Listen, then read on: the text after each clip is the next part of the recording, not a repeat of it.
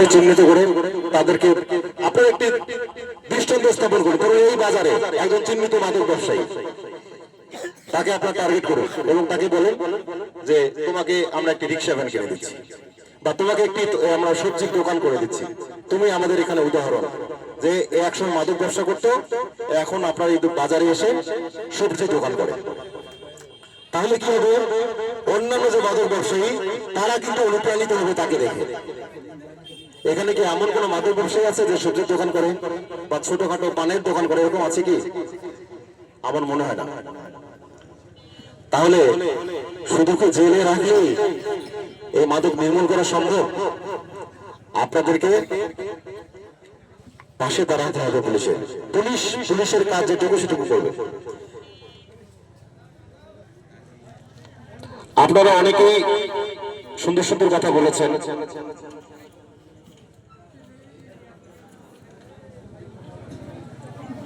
আপনারা বিভিন্ন সময় আমাদের নাম ঠিকানা দেওয়ার জন্য প্রতিশ্রুতি দিয়েছেন, যারা যারা এই মাদকের ব্যবসা করে। আপনারা তথ্য দিন আমাদেরকে, আমরা ধরছি। আমরা যদি আপনাদের পাশে না থেকে সহযোগিতা না করি তাহলে আপনি আমার বিরুদ্ধে কমপ্লেন করতে পারবেন, সহযোগিতা করছি না। কিন্তু সামাজিক ভাবে যে দায়বদ্ধতাটুকু আছে আপনারা সেটুকু করবেন। তারপর আমাদের জামায়াত ইসলামের সেক্রেটারি আশরাফুল ভাই উনি বলেছেন কি যে সৎ কাজে কি দিতে হবে, সৎ কাজের আদেশ আর অসৎ কাজের নিষেধ। তো অসৎ কাজ করছে আমি যদি নিষেধ না করি, আমি আমার কাজটুকু করি, তাহলে কি হবে? আচ্ছা, বিশেষ করে গত অল্প কিছুদিন ধরে আমরা লক্ষ্য করছি আপনাদের এলাকায় চোরের উপদ্রব বেড়ে গেছে।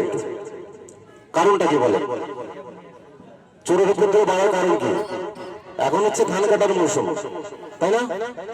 এখন গরু চুরি করে সুন্দর মতো নিয়ে যাওয়া যায়, আর যখন কাদা থাকে তখন কিন্তু এভাবে গরু চুরি করতে এতটা সহজ হয় না, মনে হয় একটু কঠিন তখন। তো এখন চোরেরা কি করে, ওই ধান কাটা যেটা হয়েছে এই সুবিধাটা গ্রহণ করছে, গরু চুরি করছে।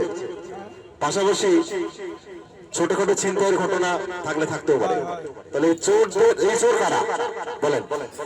আপনার বাড়িতে কোথায় গরু চোর আছে এটা কি বাহিরের চোরেরা জানে? তাহলে আপনার বাড়ির যে পার্শ্ববর্তী আছে সেই কিন্তু এই তথ্যটি দিচ্ছে, এই তথ্য দিচ্ছে এবং বহিরাগত চোরেরা এসে আপনার গরু চুরি করে নিয়ে যাচ্ছে। প্রত্যেকটি বাড়ি থেকে একজন করে পুলিশ দেওয়া সম্ভব গরু চোর প্রতিরোধে? আপনারা বলেন সম্ভব কিনা? কখনোই সম্ভব না। তাহলে আপনাদেরকে সচেতন থাকতে হবে। সচেতন কিভাবে থাকতে হবে? আমরা ইতিপূর্বে আপনাদের সাথে আমাদের অন্যান্য অফিসের ইনচার্জ যারা ছিলেন তারা আপনাদের সাথে মিটিং করেছিলেন যখন এই চুরি উপদ্রব বেড়ে গিয়েছিল। আপনারা এলাকা ভেবে নিজেরা স্বেচ্ছাসেবক নিয়োগ দেন, আমরা আপনাদের পাশে আছি। তাহলে কি হবে, আপনি যদি ওই এলাকায় পালাক্রমে নিজেরাই সচেতন থাকেন, নিজেরাই পাহারা দেন, আমরা তো আমাদের সাথে থাকবোই সার্বিকভাবে। তাহলে কিন্তু কিছুদিন যদি আপনি শুরু করেন তাহলে কিন্তু চোর ডাকাত ছিনতাইকারী যারা আছে তারা কিন্তু বুঝতে পারবে যে সবাই এখন সচেতন, এই সময় এই কাজগুলো করা যাবে না। প্রতিটি এলাকায়, পাড়ায়, মহল্লায় গ্রাম পুলিশ থেকে শুরু করে এলাকার যারা গণ্যমান্য ব্যক্তি রয়েছে আপনারা সবাই সম্মিলিত হয়ে গ্রামে গ্রামে মিটিং করেন। প্রত্যেকটি গ্রামে আমি প্যানেল চেয়ারম্যান মহোদয় যিনি আছেন ওনাকে আমি অনুরোধ করব, আপনি আজকে আসার মূল উদ্দেশ্য আমাদের এটি যে যেহেতু চুরির বিষয়টি আমাদের কাছে মনে হচ্ছে যে চুরি হচ্ছে বিভিন্ন এলাকায়, আমরা সামগ্রিকভাবে চেষ্টা করছি, সর্বাত্মক চেষ্টা করছি, আমরা নির্ঘুমভাবে রাত কাটিয়ে আমরা চেষ্টা করছি এগুলোকে প্রতিরোধ করার, নিয়ন্ত্রণ করার এবং গ্রেফতার করার। আসলে আমাদের একার পক্ষে এটি কোনোভাবে সম্ভব হচ্ছে না। এজন্য আপনাদের সহযোগিতা দরকার। আপনারা প্রতিটি গ্রামে, পাড়ায়, মহল্লায় আপনারা মিটিং করে আপনারা স্বেচ্ছাসেবক নিয়োগ দিন এবং স্বেচ্ছাসেবকের মোবাইল নাম্বারগুলো আমাদেরকে দেবেন। কারা কোন এলাকায় কোন দিন, এর আগে আপনারা নিশ্চয় করেছেন কাঞ্চন ভাই, এরকম মনে আছে তো আপনাদের? এর আগে তো আগে যে নিয়মটা ফলো করেছিলেন আপনারা ওইভাবে কাজ করেন। আমরা আপনাদের এলাকায় আসবো, প্রতিদিনই আসবো, এসে আপনাদের সাথে মত বিনিময় করবো। অর্থাৎ আমরাও যে আপনাদের সাথে আছি এটি কিন্তু আপনি বুঝতে পারবেন। তো এটি আমার মনে হয় যে আগামীকাল সময় নিয়ে আগামী পরশু দিন থেকেই আপনি আগামীকাল মিটিং করেন, পরশু দিন থেকে প্রতিটি পাড়ায় মহল্লায় আপনারা নিজেরাই স্বেচ্ছাসেবক হিসেবে দায়িত্ব পালন করেন। আমরা সার্বিকভাবে আপনাদের সাথে থাকবো, আমরা নিজেরা তো সবসময় আপনাদের সাথে আছি, আপনারা আমাদের পাশে থাকেন। আর কাজিহাল যেহেতু সীমান্তবর্তী এলাকা, এর আগে আমি বলেছি এখানে মাদক খুব সহজেই প্রবেশ করে। মাদক সেবী যারা আছে, মাদক ব্যবসায়ী যারা আছে, তারা এই ব্যবসাটাকে খুব লাভজনক ব্যবসা মনে করছে। খুব অল্প সময়ই তারা কি হয় বড়লোক হয়ে যাচ্ছে। এদের তালিকা আমাদেরকে দেন, যারা খুব অল্প সময়ে এই মাদকের ব্যবসা করে বড়লোক হয়ে গেছে, এদের তালিকা আমাদেরকে দেন।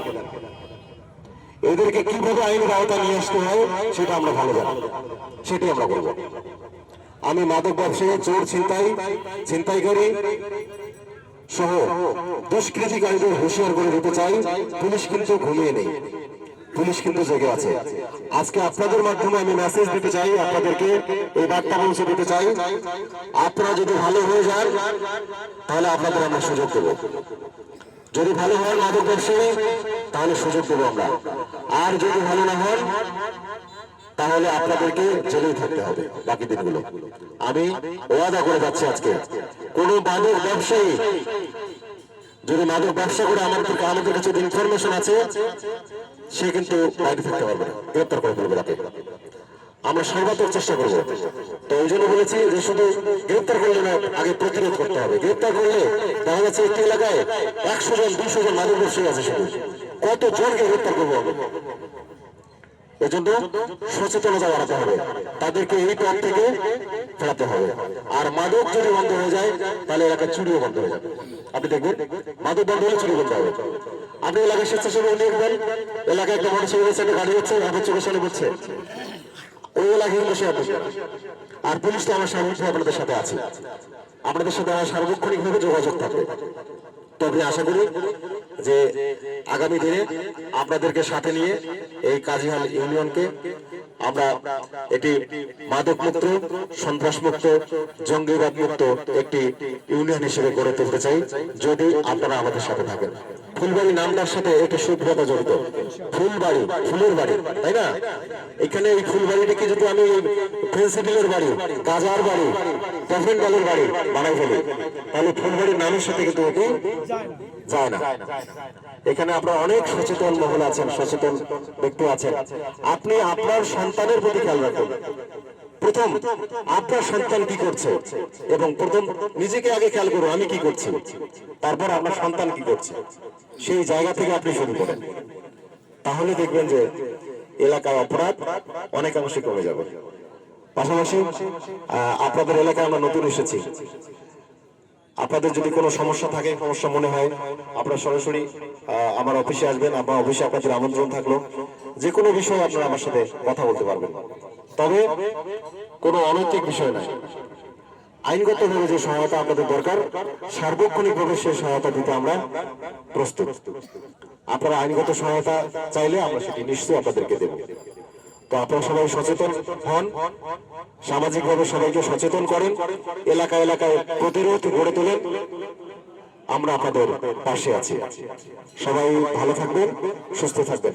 আর আমি প্যানেল মেয়র, যে প্যানেল চেয়ারম্যান যিনি আছেন, ওনাকে আমি অনুরোধ করতে চাই আগামীকালের মধ্যে আপনি প্রতিটি এলাকায়, পাড়ায়, মহল্লায়